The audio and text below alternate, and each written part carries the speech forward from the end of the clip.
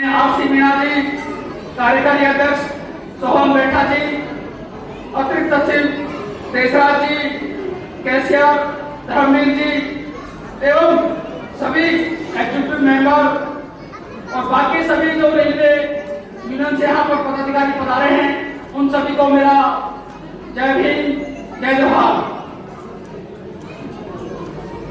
साथियों, आज जो एक कार्यक्रम है इसको आज लाखों लोग देख रहे हैं। यहाँ से जो लाइव चल रही है चैनल के माध्यम से जो संदेश जा रहा है, राजस्थान, पंजाब, एमपी, यूपी, यहाँ तक कि पूरे देश में इसको देखा जा रहा है। ये छोटा मोटा कार्यक्रम नहीं आपको लगता होगा, लेकिन बहुत बड़ा मैसेज यहाँ से हम देने के लिए आपके पास में आए हैं। और कल पूरे देश में बाबा साहब डॉक्टर भीमराव अंबेडकर जो संविधान निर्माता है, जो पुरुष है, उनकी जयंती को इस देश के कोने कोने में सब बड़े धूमधाम के साथ में मनाया जाएगा। और बहुत सी जगह आज भी कार्यक्रम हो रहे हैं, एक दो दिन बाद में भी कार्यक्रम होंगे। तो मैं तो कहता हूं साथियों कि जब से हमारे लोगों में वैचारिक क्रांति आई है, हमारे महापुरुषों के बारे में लोग समझने लगे हैं, उनको पढ़ने लगे हैं, तो जो हमारी सामाजिक विचारधारा है, वैचारिक लड़ाई है, बहुत मजबूत स्थिति में पहुंच चुकी है। और बाबा साहब अंबेडकर अपने आप में एक व्यक्ति नहीं साथियों, एक विचारधारा का नाम है, जिसने अपने जीवन में सब कुछ करके दिखाया। कहा नहीं, उसको करके दिखाया। एक साधारण परिवार में, महू मध्य प्रदेश में इनका जन्म हुआ, बहुत ही गरीब परिवार में इनका जन्म हुआ। तो वहां से इनकी प्रारंभिक शिक्षा दी। और पाखंड क्या है उस उदाहरण देकर मैं आपको समझाता हूँ।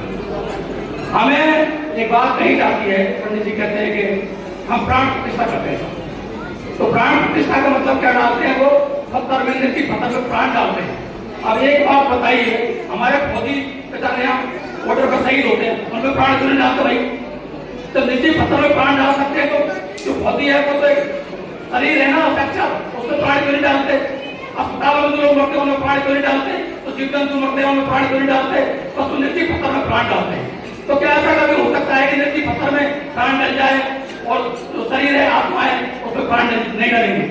तो वो एक लूटने का विधान है। आपको बेवकूफ बनाकर, आपको मूर्ख बनाकर, धर्म के नाम पर, ईश्वर के नाम पर जो आपकी गाड़ी कमाई है ना, उसको लूटने का एक विधान है। तो आपको दलदल से निकलना पड़ेगा और महापुरुषों के जो रास्ता है उस रास्ते पर चलना पड़ेगा। जब तक हम इस अंधविश्वास पाखंडवाद को नहीं छोड़ेंगे, हमारे जीवन में उजाला नहीं हो सकता।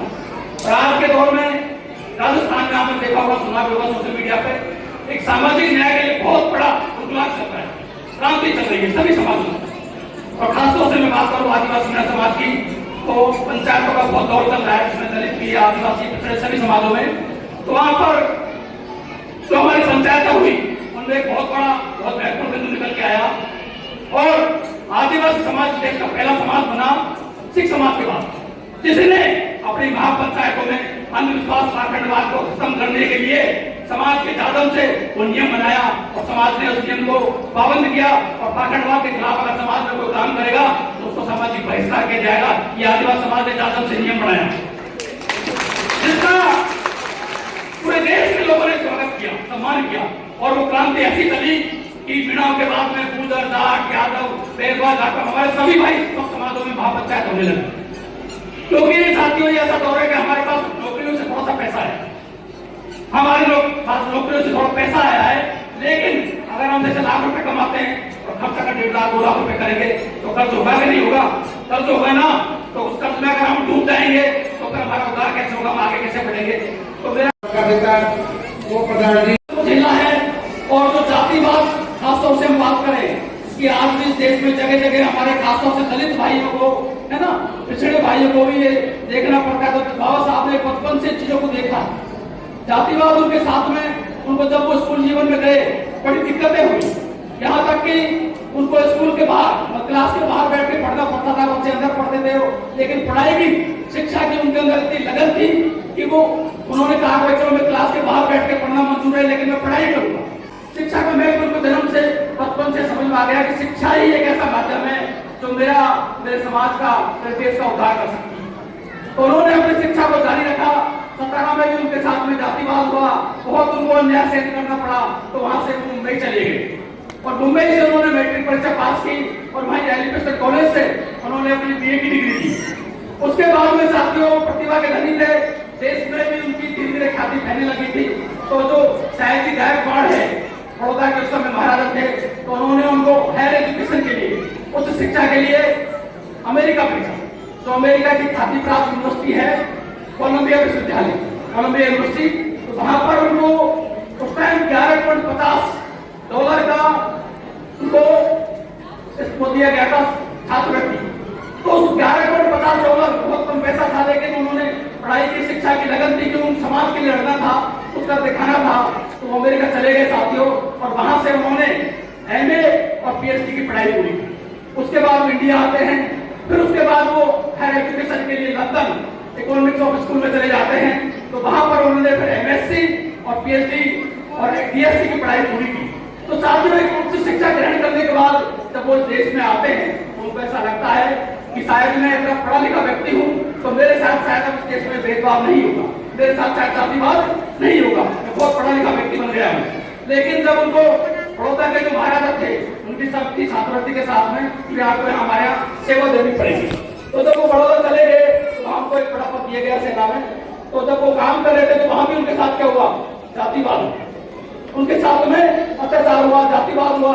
तब उनको लगा कि जब मैं विदेश से, तो उस टाइम वो एक अकेले व्यक्ति थे, तो उन्होंने लंदन में जाकर कोलंबिया विश्वविद्यालय में जाकर के पीएचडी की पढ़ाई, पहले व्यक्ति थे उस समय। तब उस व्यक्ति के साथ में इतना शोषण हुआ, अत्याचार हुआ, तो उस व्यक्ति को लगा कि मेरे समाज स्वास्थ्य शिक्षा में अभी बहुत निम्न स्तर पर है, उसके साथ में क्या हो रहा होगा।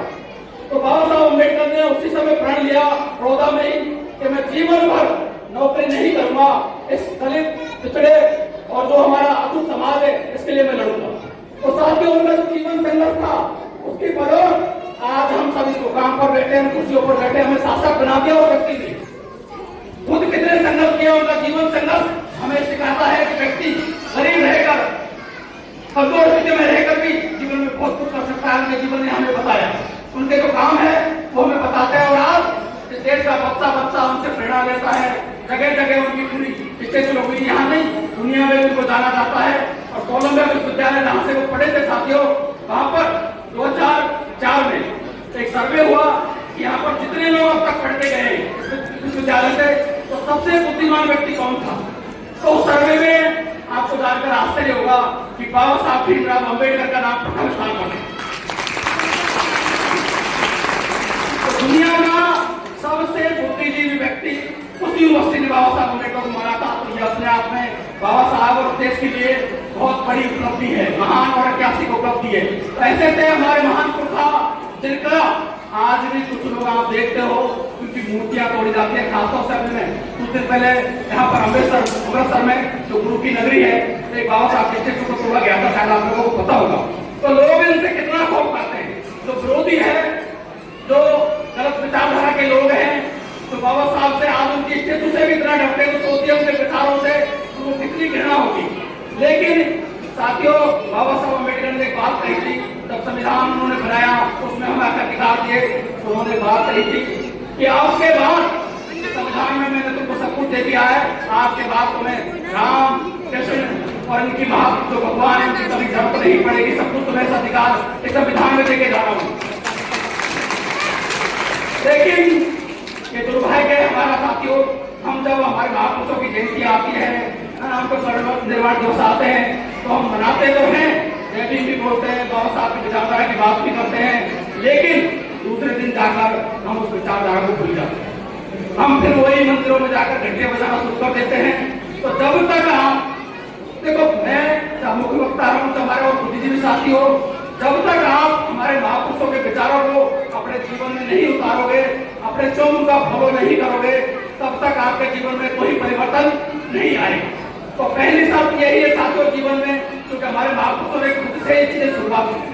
तो आपको भी कोई भी महापुरुष हो, उन्होंने हमें जो रास्ता दिखाया ना, महापुरुष दोबारा नहीं आएंगे। ध्यान रखना, ये जो अवतारवाद की झूठी कहानियां होती है ना, जो उसका अवतार हो गया, उसका अवतार हो गया, उसको भी विष्णु का अवतार बता दिया, ये सब छीनने की साजिश, ये हमारे महापुरुषों को छीनने की साजिश है। तो आप लोगों को ये चीज समझनी पड़ेगी, कोई किसी का अवतार नहीं होता।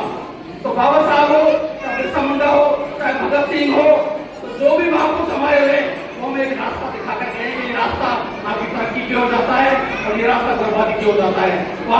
के रास्ते पर चलना है तो चलना साथियों आपको स्वयं को पड़ेगा। आपके जीवन के उद्धारक आप स्वयं हो। भगवान बुद्ध ने कहा था कि अपोति को भव, तो आपके जीवन का में उजाला, आपके जीवन को आप आगे बढ़ा सकते हो। दूसरा कोई भी शक्ति दुनिया में ऐसी नहीं है जो आपके जीवन को आगे बढ़ा सके, आपके जीवन को विकास ला सके। तो हमारे महापुरुषों ने हमारे लिए त्याग और बलिदान करके हमें इतने अधिकार दिए कि किसी देवी देवता की बदौलत नहीं है। साथ में इस बात को आपको समझना पड़ेगा। और मेरा उद्देश्य किसी की आस्था को पहुंचाना नहीं है, लेकिन जो सच्चाई है वो मुझे कहना पड़ेगा। आज हम जो कुछ भी है हमारे महापुरुषों की बदौलत है, संविधान में मिले अधिकारों की बदौलत है। आज इस बड़े मुकाम पर बैठे हैं। हमारे लोगों को, बहुत से लोगों की तरह शोषण किया कि यहाँ तक कि मंदिर में आप देखते हो, आप मंदिर में घुसने की अनुमति नहीं देते। अभी राजस्थान की घटना आप लोगों ने सुनी होगी। हमारे राजस्थान के जो प्रेसिडेंट है कांग्रेस के, वो एक मंदिर में चले गए। अलवर की घटना है वो। तो मंदिर में जाने के बाद उस मंदिर को छुआ गया। आप विचार कीजिए, जो पूरी स्टेट का प्रेसिडेंट है, इतने बड़े व्यक्ति के साथ में जब ये भेदभाव है, तो आप विचार करिए आम आदमी के साथ में आज क्या होगा। आप विचार करें, इन चीजों को समझने की कोशिश करें। तो सोशल मीडिया पर सब लोग साथ हुए, बहुत ज्यादा विरोध हुआ, उनको माफी मांगनी पड़ी, पीछे झुकना पड़ा। तो समाज को संतुलित करना पड़ेगा, सबको साथ मिल के लड़ाई लड़नी पड़ेगी। इस बार धरती पर ध्यान रखना, दो ही वर्ग है। कितने वर्ग है? सिर्फ दो ही वर्ग है, कबीरा और एक लुटेरा। दो ही वर्ग, तीसरा धरती पर कोई वर्ग ही नहीं है। एक कमाता है, दूसरा उसको छीनता है। मतलब एक बुद्धिमान और दूसरा मूर्ख। तो जो कमाता है ना, कबीरा वर्ग, हमसे उस कबीले से आते हैं। हमारे पुरखाओं ने कभी किसी के सामने नहीं हमारा क्या कहा है, कभी हाथ नहीं फैलाया। हम देने वाले हैं, हम दाता हो गए, इसलिए हमें देवता कहा जाता है। असली देवता हमें धरती के हम। किताब के पन्नों में क्या लिखा है, किसने लिखा है, उन चीजों को नहीं चल बताइए। सच्चा इतिहास अगर आपको अपना ढूंढना है तो खुद सच्चा इतिहास पढ़ना पड़ेगा, आपको ढूंढना पड़ेगा, उसको लिखना पड़ेगा। जब तक शेरों का इतिहास हिरणों द्वारा लिखा जाएगा ना, तो उसमें शेरों की नहीं, हिरणों की गाथा ही लिखी जाएगी। और हम शेर हैं, तो जब तक हमारा इतिहास हिरण मतलब दूसरे लोग लिखेंगे, हमारे दुश्मन लिखेंगे, तो उसमें हमारी नहीं, हिरणों की, उस दुश्मन की गाथा लिखी जाएगी, हमारे नहीं लिखी जाएगी। जिन ग्रंथों को आप कहते हैं धार्मिक ग्रंथ, उनमें हमारे पूर्वजों को क्या कहा गया? असुर, दैव, दानव। और आज का कहते हैं नक्सलवादी, आतंकवादी, खालिस्तानी, पाकिस्तानी। तो साथियों, सोच वही है, सिर्फ शब्द बदल लिए समय के साथ। सुनो, पर साथ लोग पहले असुर कहते थे, दैव कहते थे, दानव कहते थे, असुर कहते थे।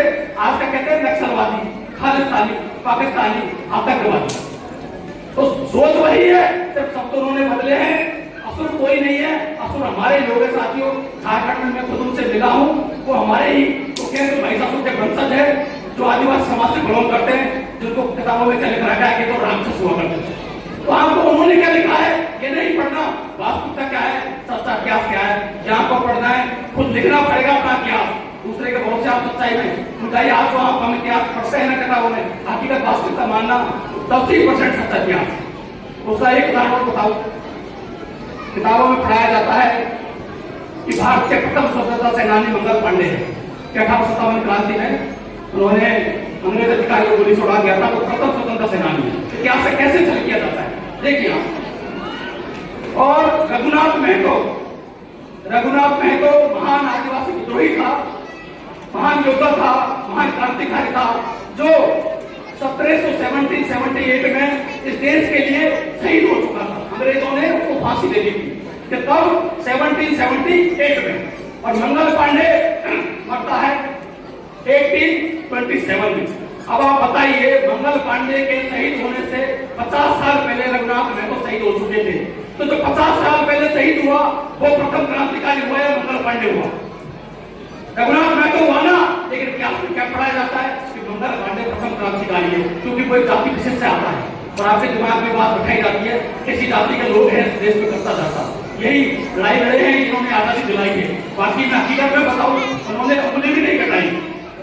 आप और तो छोड़िए, हाथ तो उन्होंने उंगली भी नहीं कटाई अपनी। जितनी भी शहादतें हुई है आप इतिहास उठाकर देख लो।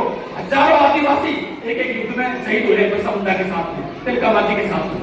हजारों दलित शहीद हुए हैं, सिख भाई शहीद हुए हैं, जाट भाई शहीद हुए हैं, किसान कौम के लोग शहीद हुए हैं, जिन्होंने माफी नहीं मांगी, फांसी के फंदे पर झूल गए भगत सिंह जैसे लोग। तो इस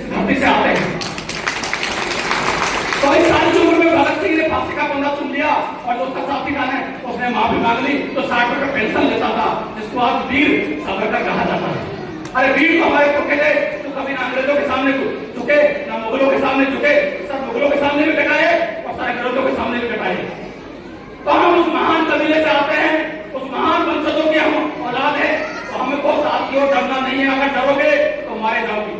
धीरे धीरे लड़ाई खुलता आइए पर्दा हट रहा है। अभी यूपी की घटना है, हमारे जो सांसद है दलित, आगरा से सांसद, राज्यसभा सांसद, एक उन्होंने सच्चाई बताई और देख लीजिए लोग कब तलवारें लहरा रहे थे आगरा में, लेकिन फिर भी बंदा उनके सामने झुका नहीं। तो हमको अपने नेता हो, सब अधिकारी हो, तो विचारधारा से जुड़े लोग हैं साथियों, उनके साथ में खड़ा होना पड़ेगा। हमारे प्रभु ने जो पेड़ लगाया, आज हम उसका फल भोग रहे। मतलब हम शासक बन के बैठे बढ़िया SP, DSP, collector, engineer, doctor बन के, प्रोफेसर बन के लाख लाख 2 लाख रुपए पेमेंट मिलती है, क्योंकि हमारे प्रभु ने त्याग और बलिदान किया कि उसकी बदौलत नहीं कि किसी देव देवता की बदौलत। आज अगर हम पेड़ लगाएंगे, हम बीज बोएंगे, तो हमारी आने वाली पीढ़ी को फल मिलेगा और कुछ नया मिलेगी। और उसके लिए इतिहास है, प्रकृति का नियम है साथियों कि 1000 बीज तैयार करने के लिए एक बीज को कुर्बान होना पड़ेगा, जैसे हमारे पुरखे हुए।